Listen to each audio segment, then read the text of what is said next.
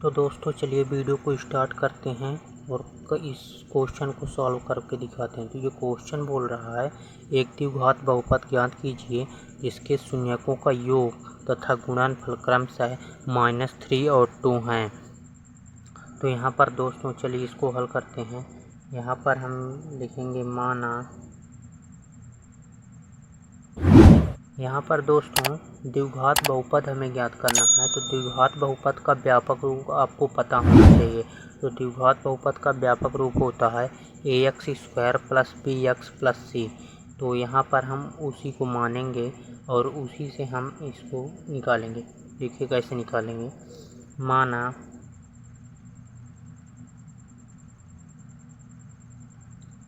द्विघात बहुपद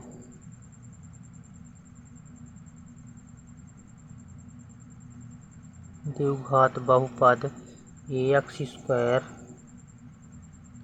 + bx + c है।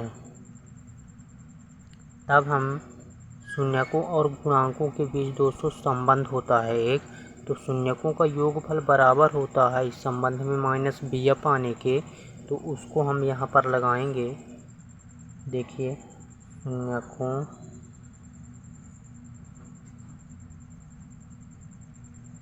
का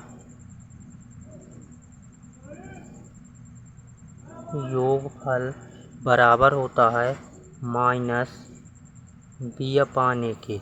और शून्यकों का योगफल हमें देखिए दिया गया क्वेश्चन में -3। तो हम इसके नीचे सिंपल सा आपको -3 कर देना है और इसके बाद -b/a। और इसके बाद दोस्तों यहाँ पर लिखा हुआ है शून्यकों का गुणनफल। तो गुणनफल कितना दिया है 2। तो उसे हम करते हैं शून्यकों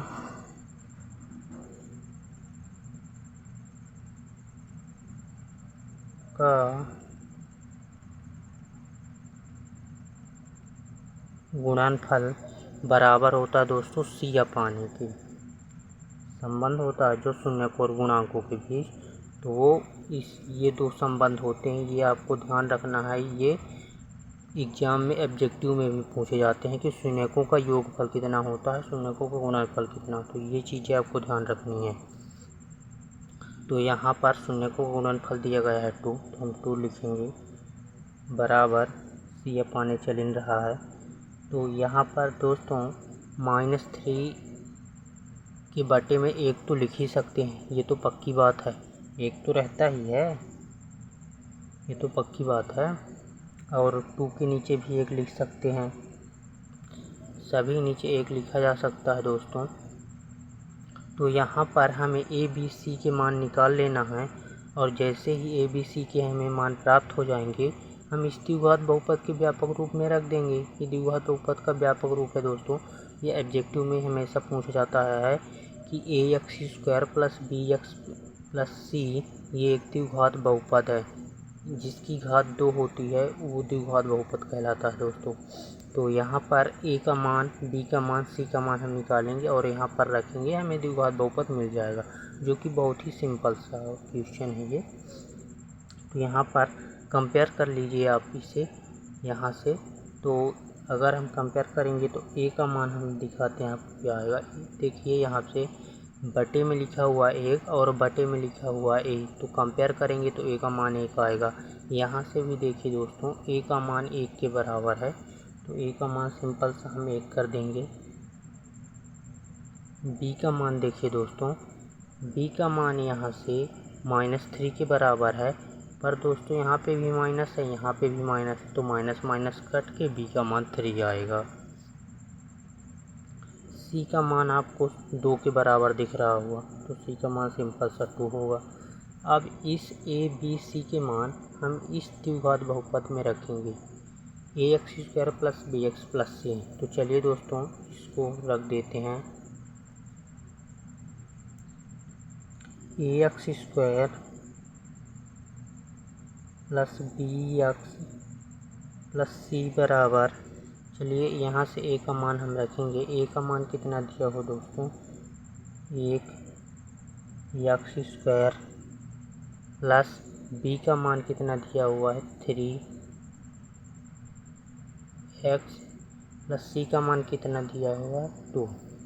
तो यहाँ से हमें दोस्तों द्विघात बहुपद मिल गया, जो कि हमें चाहिए था, जो क्वेश्चन बोल रहा था कि एक द्विघात बहुपद हमें चाहिए। दोस्तों यहाँ पे अनंत द्विघात बहुपद होते हैं, अनंत। अगर आप इसमें किसी संख्या गुणा करेंगे तो द्विघात बहुपद आपको मिलते चले जाएंगे और अनंत मिलते चले जाएंगे। अनंत कहने का मतलब है ये एक द्विघात बहुपद हो गया। अगर इस पे आप 2 को गुणा करेंगे तो 2x² प्लस 2 3 दूनी 6 हो जाएगा प्लस 4, तो ये भी एक बहुपद है।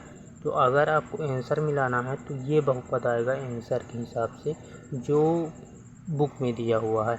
बाकी इसके अनंत बहुपद आ सकते हैं सभी के, इन जनरल की मैं बात कर रहा हूँ। तो ये बात आपको ध्यान रखनी है, ये एक मोस्ट इम्पॉर्टेंट बात है जो कि आपको जानना बहुत ज़रूरी है कि किसी बहुपद के लिए अनंत बहुपद निकाले जा सकते हैं, द्विघात बहुपद। तो ये हमारा फाइनल आंसर है। तो अब हम नीचे लिखेंगे, आता है द्विघात बहुपद